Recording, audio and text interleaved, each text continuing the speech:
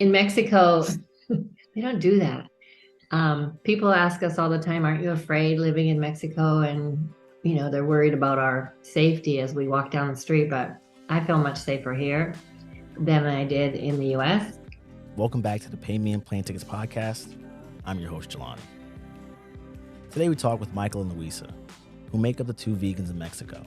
Ironically, it's also their YouTube name. Being together for over 40 years, these two have long been road buddies.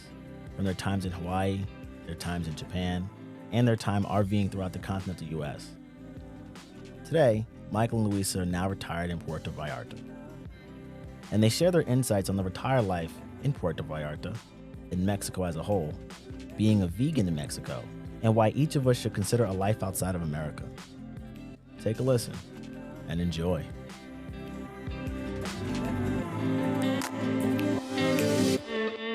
Let's get the meet cute story here. I mean, it's two vegans in Mexico. Yeah. It's been a day or two. We got married 45 years ago. Oh, okay. So we're gonna bring back the story then. Yeah. We were both on active duty in the Navy, and I was stationed in Naval Hospital Oakland in Oakland, California at the time. That hospital no longer exists, but that's where we started our journey. You can tell a little bit more. Well, I was stationed there too, and we were both working in the psychiatric ward, and we like to joke about we were working there, we weren't patients there. But we we met on a psychiatric ward and we started dating there, and then Michael got orders to go to Okinawa, Japan, and we were like, ooh, how do we stay together? So we had to get married. Yeah. So we got married. That's a nice hack over there. And did you guys both grow up there, or was both two different? Oh, no. Oh, geez. Okay. I was born and raised in Philadelphia, and Eagles. Yeah, he joined the Navy, and the Navy brought him to California. I was born and raised in Portland area of Oregon and joined the Navy to see the world. And that was my goal. I wanted to go see the world. So they said, join the Navy, see the world. So I did. Wonderful. It seems as if pretty much the military brought you guys together and also brought you guys into travel. Absolutely. We've been real blessed that we're in, well, for me, getting out of Philadelphia and experiencing the rest of the world is real important. Getting to the West Coast, Japan, Hawaii, many places because of deployments to Middle East, but we actually lived in Hawaii, multiple places on the West Coast. Nice. Yeah. Okay. And then is it the same for you, Louisa? Well, when I was in high school, I became an exchange student to Puebla, Mexico. And that kind of started the whole, I want to go see the rest of the world. And that's why I joined the Navy, because I didn't want to go to school right away.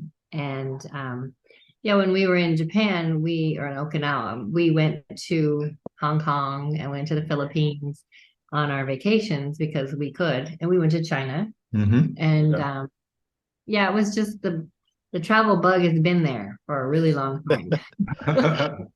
That's wonderful to hear. And what was life like in Okinawa? Well, Okinawa, back in those days, you had no phones, you had no cell phones, no computers. No potable water. Oh, gosh. Every couple of days, I'd get a big 5-10 gallon jug of water, bring it up to our little small apartment. That's before bottled water was a thing. To get it on base and bring it up. Yeah. Oh, wow. Yeah, there was some challenges. I can see. I can tell. It was a whole different lifestyle back then. It was. You drive on the wrong side. I mean, the left side of the road. Yeah. Classic. Yeah, it was fun. So even when you guys were in Okinawa, did you guys travel throughout your time there? Well, one year we had to go to the Philippines to see the Super Bowl. Oh, really? So we didn't have television. So it's like, why not make a little journey and see the Super Bowl and see another country? Yeah. And that didn't quite work out. Get to the Philippines and the television doesn't work. Oh Oh wow. man, that's a bummer. But I guess you got the Yeah, beautiful Philippines country to, though. yeah, to back up with. Yeah. Yeah, Yeah. So that was fun. We also though went to Hong Kong. and Korea. Oh, and Korea too. We Yeah, went to South. Oh, and how was Hong uh, Kong? Oh my gosh, Hong Kong was amazing. still magnificent. Yeah. I'd like to get back there. Yeah, This is hopefully. before, Yeah. yeah, Yeah, there's that some was changes before going it that was before it went back to there. control. Yeah, I think the England British still still owned it. control them. This was Oh, okay, before back then. Yes. Right. So would you say, okay, so in Japan is Okinawa your favorite? Well, Okinawa is an island off of the mainland part of Japan, but we didn't really make it to the main area of Japan except for through the airport. Yeah. Oh, that's Yeah. unfortunate. Yeah, well, back in Yeah. those days, we didn't really have the means to go to a lot of travel. Right. Plus, we had an infant. Oh, right. Yeah. So basically, yeah, you're raising a child while being on base in a whole different country. Exactly. Yes, yeah. That's a life. It was a challenge. How many years did you guys stay in Okinawa? We were there almost 3 years. Almost 3 years. Transferred back to the US and we were stationed in San Diego. Yeah. Beautiful. Oakland. No, San Diego. Oh, San Diego. San Diego. It was a 29-year journey, so keeping the basis a little challenging at times. But we were in San Diego for about 3 years, and then got another tour in Hawaii. Oh, Yeah. well, that's better. That's nice to Oh my hear. gosh, it was horrible. Living in Hawaii was just horrible. Oh, it was amazing. And I then could we tell. traveled all over Hawaii. There's all those different islands. So we went to every single Mhm. island to visit. Our kids, both of them, by this time we had two kids, and they played baseball in Okay. Hawaii. So they had tournaments on different islands. You'd have to Mhm. fly over Hawaii, Maui. Oh, I see. Mhm. Yes, yes. And so what was your favorite island in Hawaii? Because I like to ask people that question because I have my own favorite island of Hawaii. In some For me, Kauai was just peaceful, magnificent, beautiful, very little traffic and people.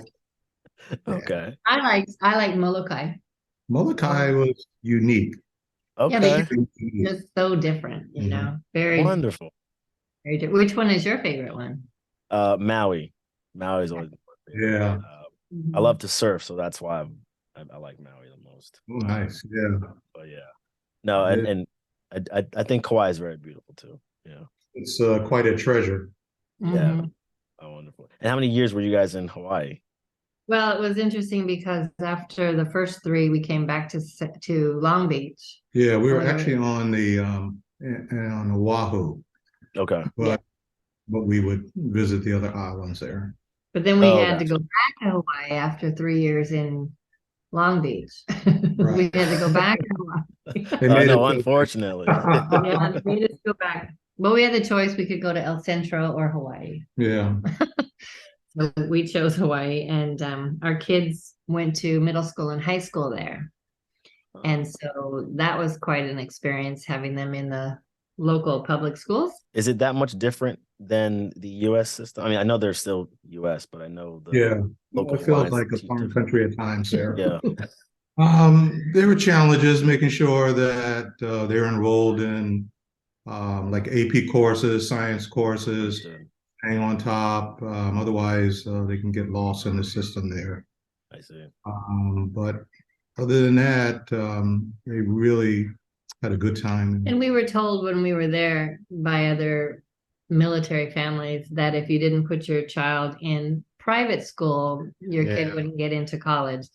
And we didn't really believe that. We didn't want to pay for private school, but we also didn't really trust that. So we had them in the public schools and we just kept on them, made sure they did what they needed to do. Right. Two vegans in Mexico. How did you find us through the not through the vegan site, but through the Vallarta? Yeah. The Vallarta path is how I would have discovered it. Yeah. I tried vegan last year and it worked out well. I've definitely changed my diet, so we can talk about that. You're doing more plant-based on your plate. Yeah, there's much more vegetables, more green on my plate. There's more grain. Good. Well, we started traveling. We retired from San Diego 5 years ago.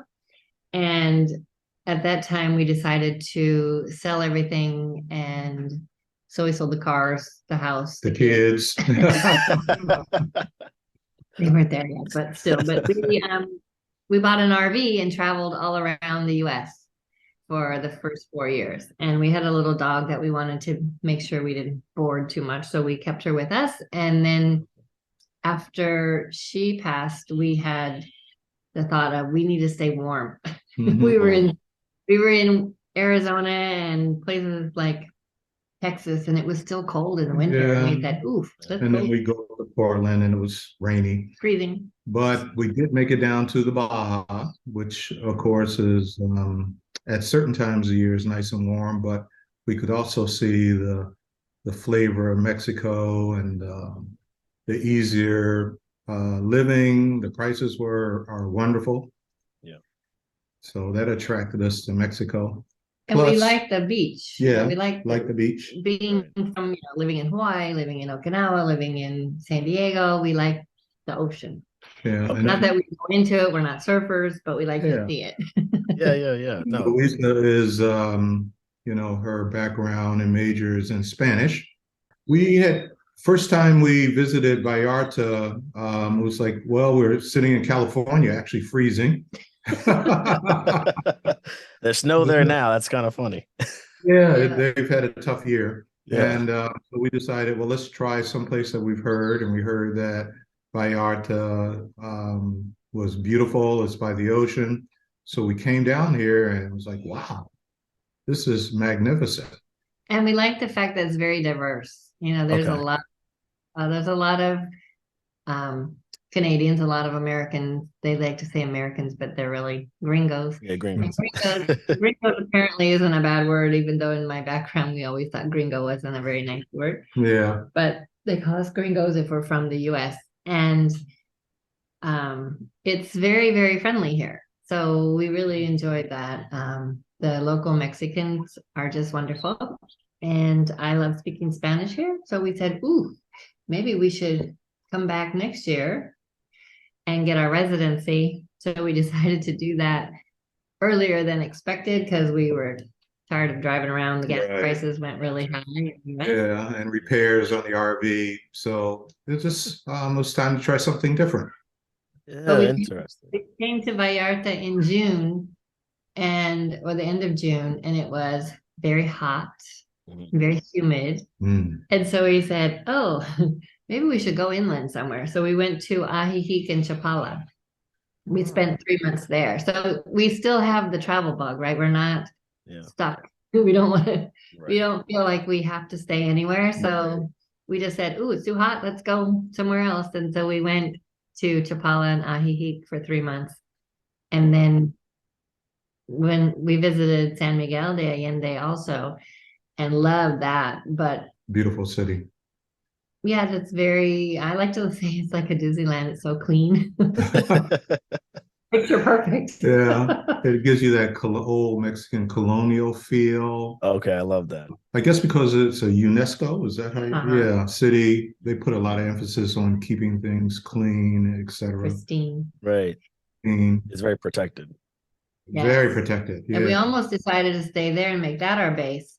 But then we had a lease already in Vallarta. So we came back and then saw the ocean and said, oh no, we need to keep this as our base. And then we'll travel around Mexico from here. And how many years have you guys been in Vallarta? Well, we just came here in June of last year. So it's only been a few months. What? June? Yeah. 8 months. So we have our residency, so we can stay as long as we want now. Oh, see, that's wonderful. So have you guys noticed any, I mean, you guys did an RV sort of expedition first, but now being in Mexico, have you guys noticed any differences between sort of the USA lifestyle and then the Mexican lifestyle or the Vallarta lifestyle? Oh my goodness. Funny you should ask. I got a little taste, interesting enough. We went to this art show last night. Wonderful. And I felt like I was back in the States because everybody is really dressy and they have a glass of wine. And I'm thinking, I'm not so sure I missed that. But literally, the pace here is slower. It Okay. feels comfortable walking down the street. People will say good morning to you. I could go to Philadelphia and walk down the street, and people won't even look you in the eye at times, unless there's a friend or a relative or something like that. So I really enjoy that. So that's the biggest. And then when we went back for an annual medical visits to San Diego. I noticed that the prices had changed. We haven't really felt the inflation here in Mexico. Breakfast was what, $35 to $40, and it wasn't anything special. It was like, what's going on here? Yeah, no, it's real. We don't even eat no animal products. None. And so I was a little bit shocked. Now, of course, that is what it is. I mean, the economy goes up and down, but that still was shocking. And here in Mexico, I think 2 days ago we had the same meal basically for $12, $6 a piece. Yeah, including drinks, coffees. Mhm. But for me, the difference being in the US and being here, I was a teacher and we had the school shootings and we were always concerned about the violence around. And then when you live there, you hear all about the news, who's getting shot at what grocery store or whatever. And in Mexico, they don't do that. People ask us all the time, aren't you afraid living in Mexico? And they're worried about our safety as we walk down the street, but I feel much safer here than I did in the US. But I also know that we don't walk around, in the middle of the night around here. Right. We didn't do that in the US either. We aren't involved in anything that the quote unquote cartel would be interested in. We're not selling anything for them. We don't do politics, for instance. So we can't vote anyway. So why would I get involved in that kind of stuff? And then, being raised in the States, being aware, being in the military where we go on a deployment and be in different ports, you just make sure you know what's going on around you and enjoy the day, but not be unaware of what's happening around you. Okay. I feel very comfortable. Yeah, so it's a very comfortable life. You keep a safe distance from any controversial discourse. But overall, I mean, you're saving money. You get to enjoy a nice, affordable breakfast because I'm in New York, so I'm probably in the belly of the beast when it comes to expenses. There are a couple of places I want to go to New York and visit on the vegan side. It's a happening place. Yeah. So I'd like to experience that as a small trip, a journey, and then leave. Well, do you have a car in New York too? Do you drive? No. Yeah, I see, sold my car a few years ago. Yeah. There's no need to have one. No. Right. Either do we have one here, and we get around just fine. You get to walk everywhere. And if you need to go, a couple 4 or 5 miles, you might take an Uber instead of or the bus. We even take the bus. Take the bus. That's a new experience. 10 I haven't done that since I was going to school. But 50 cents for a bus 50 ride. cents for a bus ride. Oh, that's even better. Yeah. Yeah. Who cares? And very simple act. You can get on it easily. Mhm. So it's very accessible. So I have a question because you guys retired in the States. Are you taxed differently being your residency is in? That's a great question. Yeah. We have to, I'm getting my stuff together to pay our federal taxes. Yeah, I was trying to understand like the whole disbursements of how, and yeah. Sure. And so we also, our state residence is in Texas, so there's no state taxes. Beautiful. Okay. Yeah, so what you can do is we changed our residency, well, our domicile in the US. Since we sold everything in California, we just became Texas residents, which has its issues as well. But we can vote in Texas, so we're hoping to help change some things over there. Okay. But we don't have to pay state taxes, like Michael said, but we still have to pay federal taxes, and we get our pensions electronically in the through bank. our U.S. bank. So a lot of people have asked me, because I'm retired military, would I lose my benefits? And basically, the bottom line is for U.S. military people or anyone in the United States, unless you denounce your citizenship, your entitlements just keep coming. But we do tie everything into our U.S. banks electronically. I see what you're saying. Okay. It's still, so basically all the financial fund flows still are in the States, and even your voting ability is still in the States. You just live somewhere else. Exactly. And then, we get paid in US dollars. And so when we buy things in Mexico, we use our ATM card and take pesos out because they require that they would really prefer that you pay in pesos. But right now the peso is getting stronger, so the dollar is not as strong. But I can see it. Yeah. That's good for the Mexican economy because their wages are just really ridiculous. What did you figure out? I don't remember offhand. It was really less shocking. than 200 pesos a day, which is $10. Yeah, it's like nothing. Yeah. Do you guys feel far from family? Because I know you have one child who's in the Midwest and another child who's in California, who's probably a little bit closer. But do you still feel connected? They both live in Texas now. They're out of the military. military. Both in Texas. One's out of the military. And he and his family live in El Paso. And the other one lives in San Antonio with his wife. And so they're in Texas, but we have not. Well, we travel. So we flew to San Francisco and met up with our youngest and his wife in Sonoma for New Year's. And then our oldest, he and his family are coming to visit us next week. Beautiful. So we're excited about that. And then, it's only a 2-hour flight from here to San Diego. But it's 5 hours from here to Portland, where my parents still live. So we have made that trip. But no, an airplane, there's an airplane. Wonderful. To the nice airport. And from there, a lot of people go from Vallarta to Mexico City, and then from Mexico City to the rest of the world. Yeah. Right. It's very reasonable to fly in and around Mexico. Wonderful. Okay, so you're still very connected to the family and even the family at large. Yes, we are.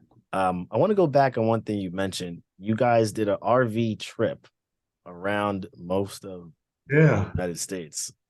That's an amazing feat. Did you guys stop at like national parks, or how did that whole thing work?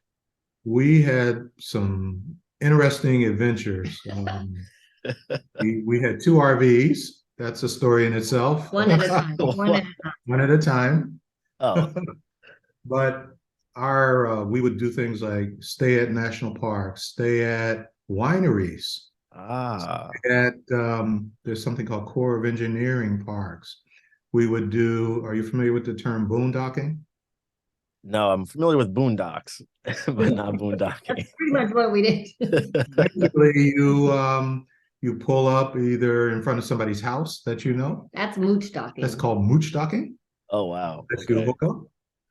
You can be in places where there's absolutely no support, which I really enjoyed, where there's no electric, no water, and you're sitting by a nice river somewhere, or in a federal forest. Or out in the desert. Yeah. Oh, we traveled. We didn't just do a trip. We traveled like from here to there to over here and then back over there again. And we had 60,000 miles when we sold our RV. So we were all the way up in the Dakotas, Bison, and we were all the way down into the Baja, sitting right on the ocean there. Okay, but what about Alabama? And we did the farthest east we made was like in the Huntsville area, a place called Lake Guntersville. It wasn't Huntsville's north, but see, I was the coordinator. Yeah, got you. Okay. So I should wake up, Michael. Here we are. Yeah. To the south, Nashville, Jackson, Mississippi. and then up through the Southwest. Oh, so Southwest. what was the path again? Say it one more We time. didn't have a pass. We didn't Oh, have you a guys bit. were just What do we want to do? So we wanted to do, we wanted to learn a little bit more about podcasting. So there was a conference in that Gunnersville, Alabama. So we went with a bunch of RVs who do podcasts there. Yeah. wow, a lot of connections. That's beautiful. Yeah, that was fun. But the reason why we had a zigzag kind of wherever we went was weather. Weather dictates where you go when you're in an RV. Because we would be like in Shreveport, Louisiana, and there's storms coming, and we were gonna keep going west over to Arkansas, but all of a sudden there's a big tornado band coming, so you have to go south and kind of go around it. So we didn't make it to several places because of the weather. It's like, Wow. oops, Okay, get gotcha. out of here. Yeah. Yeah. But there's a lot of different programs people don't realize, like that's called Harvest Host, where it's an organization that you pay into, and then there's like thousands of golf courses, wineries, Distillery. distilleries, farms, Yeah. museums, where you can stay overnight. And they just ask that if you're at like a museum, you go in and go to the museum, or you go into the winery and Have to have a glass of wine. have a glass of wine. Yeah. On the farm, you buy their products. I think one of the last places we stayed was in a little, it's called Trainwreck Winery. And years ago, they had a train wreck there, and the guy said, "Well, I'll have a winery there." And the train tracks are still there, where we had a wonderful historical tour there, and we slept outside of their winery. Oh, And most of the places we wanted to go, we would say, "Oh, we're heading this way. What's on the way?" And like we had to go get our RV fixed in Forest River, Iowa. What's in Iowa? We didn't know, so we looked it up. But there is the Field of Dreams is in Iowa. So we did a little detour to go over there. Field of Dreams. Because our kids were big baseball players as young people. So we did things like that. We went to Minot, North Dakota. What did we see up there? We saw buffalo, the big statue in the terrible. Where the presidential, what do they call that? Help me out. Oh, you're that talking was about South Dakota. Mount Rushmore. Rushmore. Yes, yeah. South Dakota, not North Dakota. Good grief. So we did both of the Dakotas. So South Dakota has Mount Rushmore, and you see it in a history book as something to see. Right. Okay. So that's what we did. We're in this area. What's here? Oh, Yeah. we were in Kansas City, Missouri, or Kansas City, Kansas, one of them. And there's a Negro. We went to the Baseball Negro Hall of League Fame. Museum in Kansas City. Yeah. Wow. Wonderful. And so did you guys, out of all these places you've visited in this RV expedition, do you have a favorite spot or moment In the RV world? in the RV world? Yeah. In your RV days. We probably have a couple. What was your favorite? Well, my favorite was always Flagstaff. I love Flagstaff with the Grand Canyon nearby and beautiful national forests that you could hike in. Yeah. I would go back to Flagstaff, Arizona. Yeah, so would I, but I have a couple. We were sitting on the Salt Lake in Utah. Yeah. And we're just having a peaceful day looking at the Salt Lake. We were going to walk the dog around. And then I noticed that there's some bison up on a hill half a mile away. Oh, the bison might come down. And literally within 10 minutes, we have to go run into the RV because the bison are coming through our pad. Oh, gosh. That was on racing. Antelope Island. Yeah. Antelope Island in the middle of Salt Lake. I would assume your heart was racing. Yeah. These they're just massive, and you see these YouTube videos of people who want to pet them. That's wild. But see, we found that place because we were in another RV spot, and some ladies next to us said, "Oh, you have to go to Antelope Island." And we said, "What's that?" And so they told us, and off we went. So we kind of travel like that. When people say, "Oh, you should go see this city," okay, let's go. Understood. Okay, so it sounds like this RV life. It's almost a community. You meet other people who are kind of on the same journey as you guys, and you guys could sort of exchange information and spots and probably even RV upkeep. I can Yeah. imagine. Yeah, Yes. there are certainly challenges. And Oh, that- there weren't that many. you always have to look at the whole picture. You have to do a lot of upkeep. I see. When your house travels down the road, things break. So the issue mostly with things that are breaking is that like you can take your car into a local Chevy dealer or the Ford dealer all over our great country. But with an RV, you have to plan it literally months ahead of time. And finding an emergency spot is sometimes challenging. So Well, that's sometimes, if you live in it full time like we did. Yeah. We couldn't just say, oh, oh, we're going we'll to drop leave it it off, here. leave it for 2 months while you wait to get it fixed. Yeah, that didn't happen to us. Wow. And then we were able Couple to times. convince them that we live in it, we need it right away, please. Oh, And wow. so we would be able Mhm. to get it back. But yeah, our friends that we have met on the road, we still are in contact with. We've had several stop in and see us here Yeah. in Vallarta, and then we have friends who are building a house in La Paz down in Baja, and they're still in they sold their RV, but now they're in a tent camper. Yeah, their house is complete in La Paz. Yeah. Yeah. And then we have friends who travel all over the world in a site called Go With Less. Have you heard of them?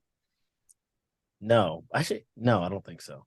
It sounds familiar, but I want to be strong and say I don't think I've heard of it. Yeah, it's a Yeah. Facebook group, and they're just nomads. They just travel all over the world, and then when we're in the same area, we all meet We up get together. and hang out for a couple Beautiful. hours. Yeah, it's really there's quite a community of travelers out here, so it doesn't ever feel Yeah, lonely. I'm amazed. I'd never heard of this. People go with less, Yeah. slow travelers. There's a lot of digital travelers nowadays. Yeah. Mhm. Digital Mhm. nomad is all the rave right now. Isn't it? It though? is. Yes. People working here. There's a gentleman downstairs from us, and he's working every day online. Online. Poor thing. It's a new generation.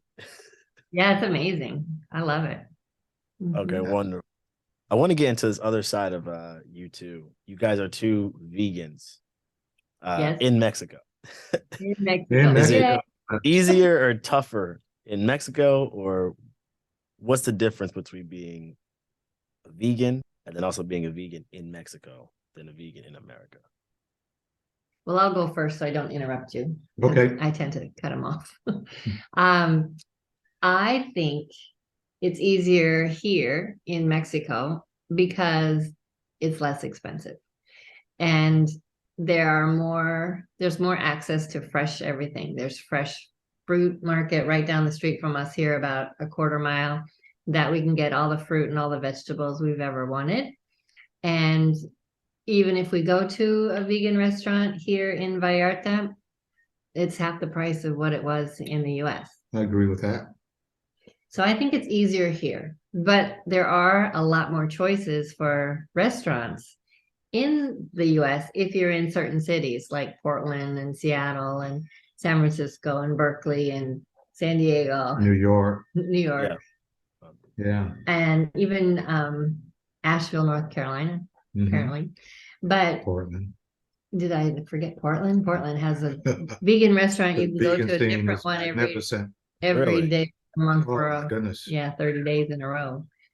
But they're expensive. They're more very expensive than expensive. you can't really afford to do that if you live there. And people don't eat out every day. No, they don't. But we eat out every day here. We eat out every day. But we don't eat all our meals out. We eat Right. either lunch or dinner out every day. That's perfect. Yeah. Mhm. So vegan in Mexico is the only challenge I would say is that we don't see the big giant groups that you do in the States. So there is one vegan group that we've been with, and that's okay. And we've met some folks who are vegan, plant-based. The food here, I love the idea that get back to basics. I believe food wasn't meant to go, you have to go to a supermarket and get something that's wrapped in plastic So the local shops here are magnificent. And really, we try to be plant-based also. That means we eat a lot of beans, a lot of greens, camotes or potatoes, sweet potatoes. And so you can just walk literally 3 minutes down the road and there it's laid out for you. We saw that here in Mexico. We saw that on our trips in Spain. And in a lot of countries where people say, oh, look how these poor third world people are living. But a lot of those places are what we call the blue zones where people live longer. And so I like to sometimes throw in the health aspects of it, that we're eating a lot less processed stuff. And we like to prepare, even though once a day we'll stop somewhere just to mix it up, but we really cook most of our meals at home. See, that's Okay, so wonderful. Yeah. I'm sorry. Go ahead. The other side of veganism, though, and it's the part that I miss about being here, is we were very active in the animal rights movements in the States. You know, you Okay. can stand on the street corner with a sign saying don't buy from puppy mills, and help educate people about where their puppies are coming from if they buy them in a store.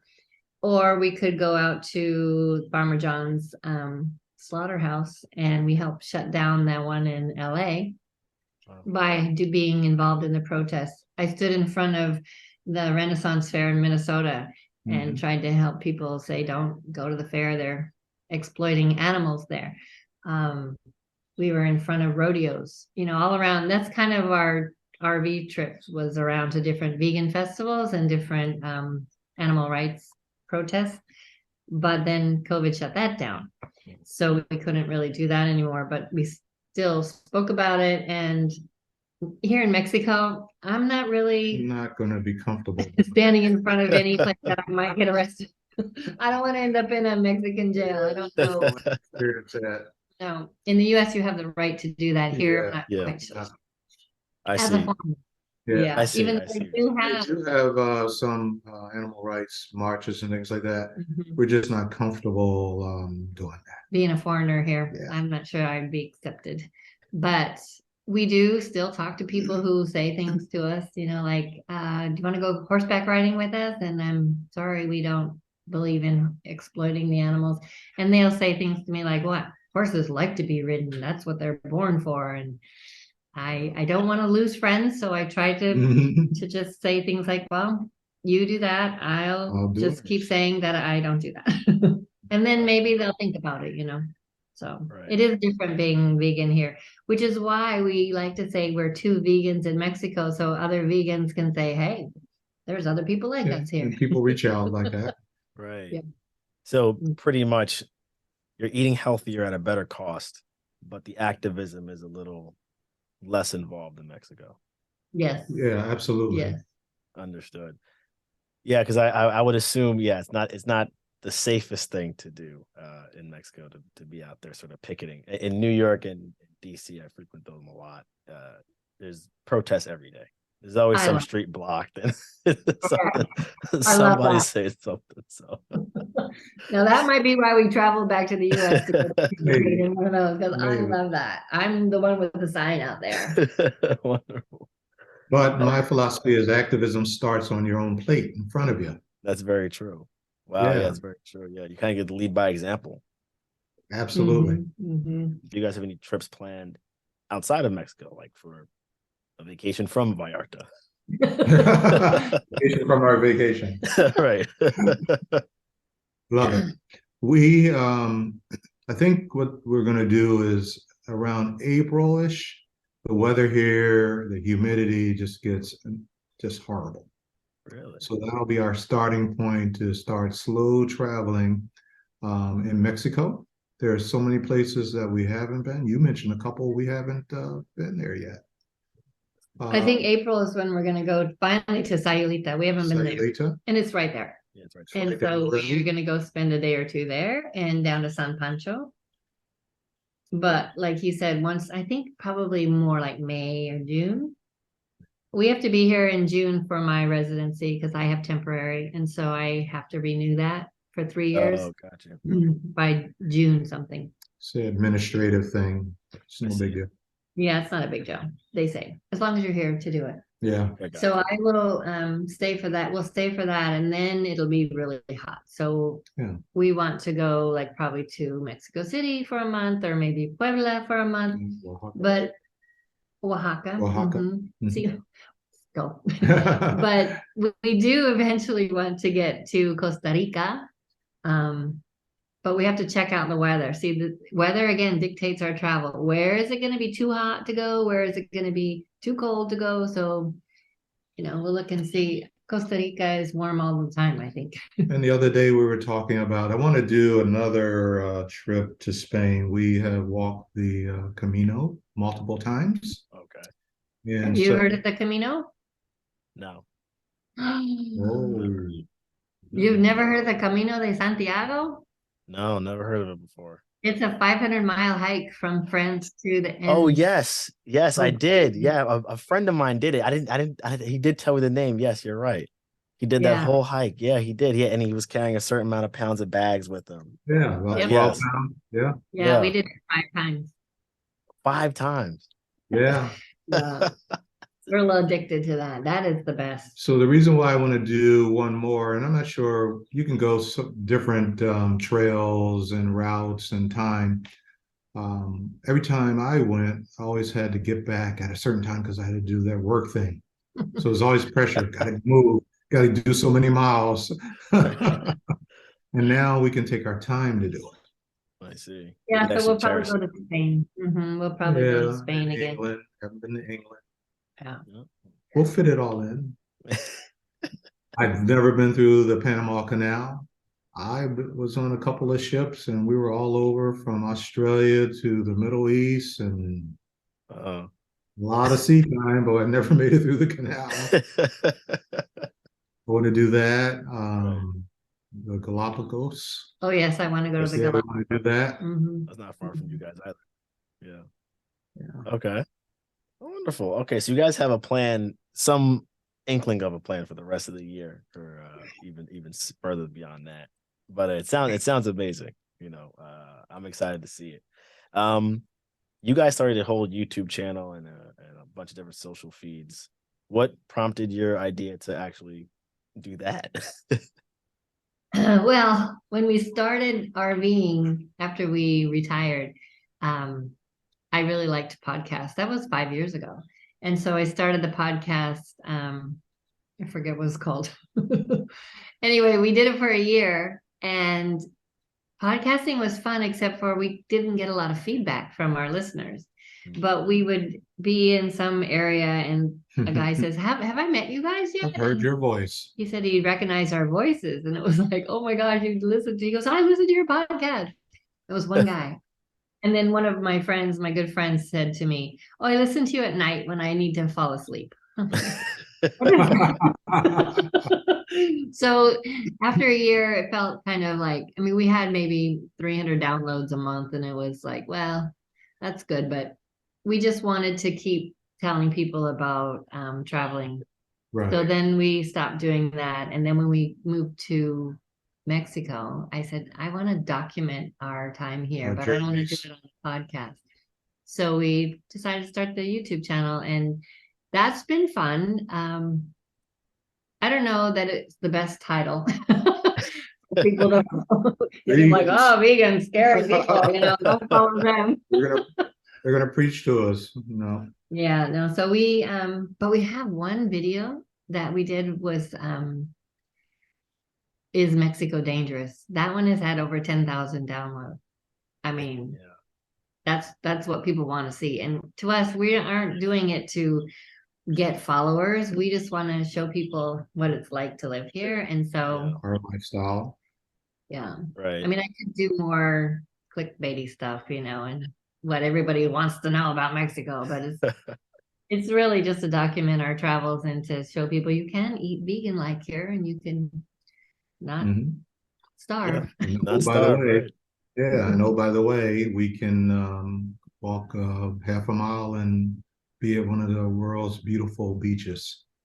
Yeah. You get to see everything, and it's safe too. Right. Right. Right. And plus I was a teacher, so I'm still kind of in that. I want to show people, I want to teach people that Mexico can be a safe place. Don't be afraid. 100%. Do you basically kind of just rough draft an idea and then you put the camera on, or do you have like a plan for the day and then you kind of vlog your day? Is it just wow? We do it the way we travel. Oh, what are we gonna do today? I don't know. Let's see. Let's talk. I know.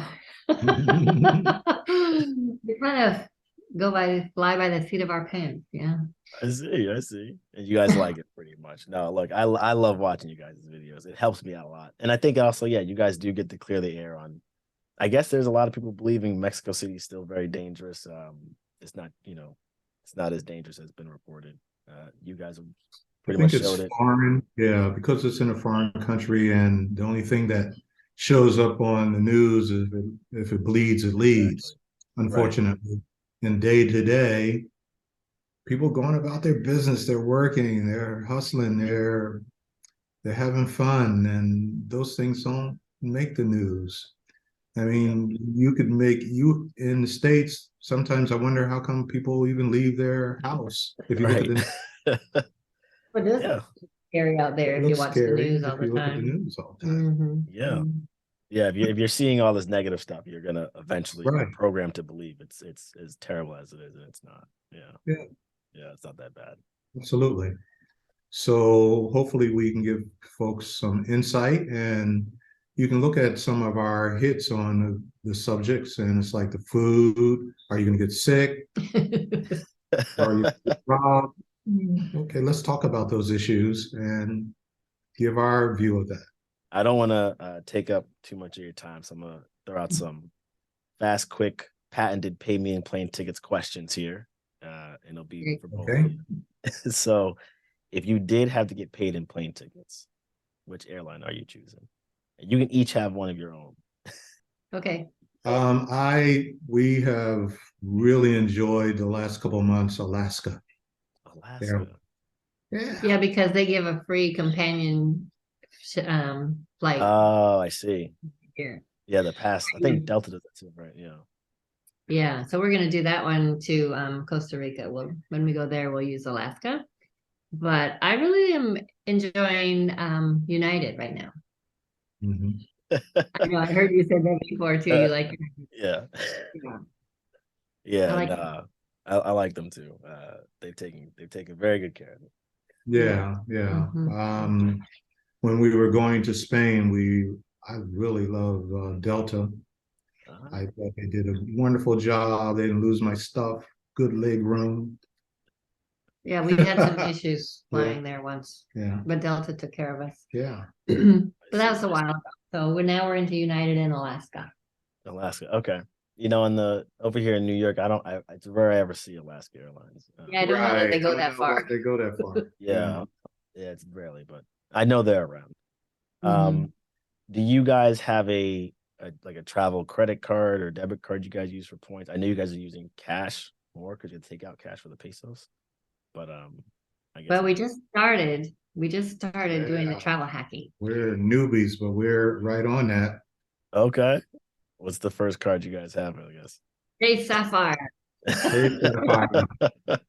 It's been our friend. Yeah. I see. It's a very popular one. Yeah, a lot of people have that one. You It guys are is. within the population.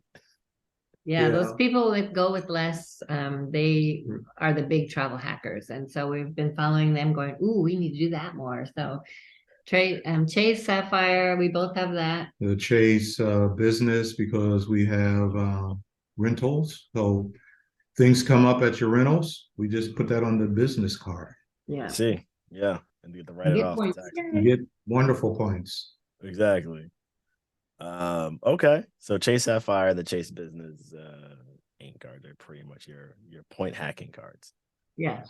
So I know we talked a lot about all the good things of travel. Do you guys have any traveling pet peeves? We're learning some things that are really interesting. What is that? We've been in Lake Chapala, Mexico, and we got into a place where, man, we walk into the apartment. It's like, this is great, and everything is nice. The people who showed us the place were nice. And then we realized it's near a plaza, and the plaza had a cathedral. Church. So in a church, I don't know if it's throughout Mexico, but definitely in a lot of places, they let you know the time of day. And it's 30 bells ringing at 6 o'clock in the morning to tell you it's time to come to mass. Right. And that worked in the old days when people didn't have watches and clocks and things like that. And that's throughout the day. And then the celebrations are always around the churches and the plazas. So they don't have, like, I grew up with these little firecrackers. They have literally these bombs going off. So that's one of the learning experiences. So when we land, we say, okay, where's the plaza? Where's the church? We can visit the church, but I don't want to be awakened by the church at 6 o'clock in the morning. So what we learned from that is now when we pick a place to go visit, we will stay in a hotel for like 3 nights. Yeah. In the downtown area that we really think we want to stay in. And then we walk around in the neighborhoods and say, this is a noisy neighborhood. I mean, Mexico's noisy anyway. Mexico's nice. But you don't have to stay next to the church. Oh, okay. Yeah. And then we'll find maybe the rental, because we like to call ourselves slow mads, nomads and slow mads. We I like don't want to that. travel every week. Yeah. We want to stay for like a month in a place, look around, check it out, but we don't want to stay for a month next to a church. Yeah. Also, this might be challenging for us. Maybe we'll get to some of the smaller cities, but in Vallarta, it's got a big tourist scene. I mean, Yeah. huge. And so there are a lot of clubs and restaurants downtown in the central area. What I would prefer to do in the places we go is be able to go there but not live there. I see. Because at 2 or 3 o'clock in the morning, people are still partying, and that's fine. I don't have any problem. But if you get a hotel or Airbnb there, that's going to be part of your life. So where we are now, we can go there, have a good time, and then where we live presently, can't hear a thing. I see. You kind of have that separation of Yeah. the nightlife part of it and the action and touristy stuff, but you guys can have your own sort of sanctuary in the same area. Mhm. Yeah. Mhm. Well said. Love it. Okay, so you're traveling on a plane, window or aisle? Who's taking what? I always get the middle seat. Oh, It doesn't that's matter what happens. He gets either the window or the aisle, and I always get the middle. Well, sometimes I heard a comedian the other night, and I was like, yeah, I get that. So I probably, at my age, should be on the aisle because, well, you get a little older as a guy, and you aren't there yet. Sometimes you got to get up to find that restroom. Yeah. But I also found I didn't like the window as much as I thought I would. It's cold Yeah, in the it's cold window. on the window. Yeah. You know, Yeah, very true. so I don't mind the middle, but he always gets the window. Yeah. Okay, so you guys are it's window middle seat. Mhm. That's the And first when we start combination. getting more points, we'll have a better choice with those first class. For long term, the long haul flights, we get those ones that have just 2 in a row. Yeah, Oh, okay. Yeah. yeah, I know what yeah. you're talking about. Right. You pay a little extra for those, but Those are perfect. Right. those are Okay, so you're traveling somewhere. Are you choosing an Airbnb or a hotel? Both. And see, that's the thing. First, we're going to stay in a hotel so that we can check the area around. I see. And then if you get on the Facebook pages, people always have the different Facebook area groups. Then they'll tell you what's the area to stay in. And they even put in Airbnbs or long-term rentals. long-term rentals. Yeah. Yeah. Yeah, no, Yeah. I love it. I've used them myself. Yeah, Mhm. absolutely. But Airbnb is getting expensive with all of their extra fees. Yeah, no, they're getting, I mean, they almost cost the same amount as the hotels back in the day. So Exactly. Yeah, there are a lot of cleaning fees and things like that. Oh. And But have you found too, the hotels nowadays don't do as much housekeeping as they used to? yeah, they reduced that a lot for environmental reasons, but also just for staffing and cleanliness, And I believe that they save money. Oh, well, yeah, there's that too. Yeah. But we're finding that really, do you really need to have your room cleaned every day? No. No. If you need extra towels, you just tell them to front desk, give me some more towels. Yeah. That's funny. I don't know where that whole everyday thing started. It was a nice perk, but it didn't necessarily need it. And when you look at it now, back in the day, you had to always put your stuff up and clean it up a little so that they could make your bed. You're like, we don't really need them to do that. So I feel bad for the housekeepers. They're not getting as much work. Right. Yeah. All right. So you're on a plane. Are you checking a bag or carry on? Well, we We've have done both. done both. We probably should not check bags after this year from what I used to on TV. We've been lucky. But here's what we do. And he doesn't realize it because I do all the planning. Gotcha. If we're going straight from point A to point B, we'll check a bag. Because how can they lose it in the air? As long as it made the plane, it should get to where it's going. Right. Should. Right. But if we have a stop and a layover somewhere, not so keen on doing that. But we found that we take an almost empty bag with us back to the States and fill it up. I see. Okay. Bring back. Yeah. And so we'll need something to check. But we can go straight shot from here to Portland if we have to. We can do a straight shot from here to San Diego if we have to. Yeah. So, yeah, and when we travel from Vallarta like to Mexico City, we'll probably just take a carry-on Yeah, I think so. because Okay. it's Yeah. I have started air tagging the bags. I like to That's see where they are. And it's inexpensive, and I can say, oh, okay, it's loaded on. yeah. No, the air tagging has helped me out a lot, and especially if you guys are going to Europe, that's where I've heard the worst baggage stories. Yeah. And see, our friends would go with less. None of them check bags.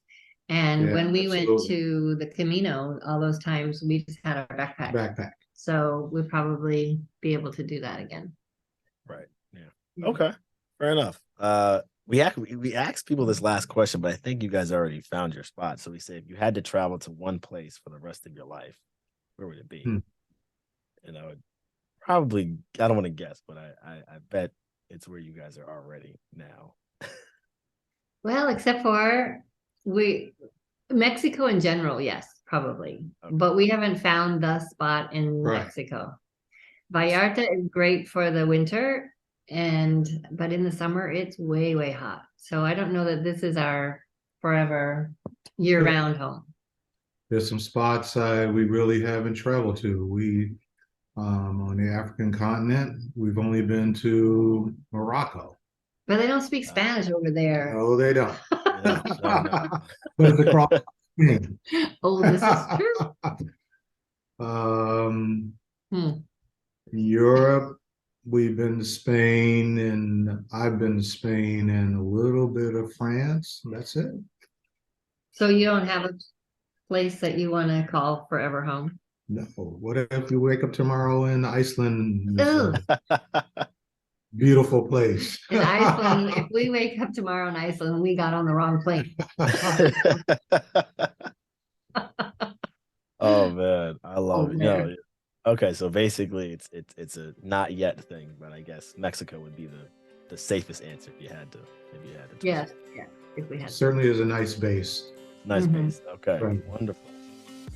Michael and Louisa, I am so glad to have talked to you and had this conversation. I think our listeners are going to love it, and I think you guys are needed. And I appreciate this conversation. Thanks for having us. All right. Rest of your day. You can enjoy your day there in New York. It's going to be cold.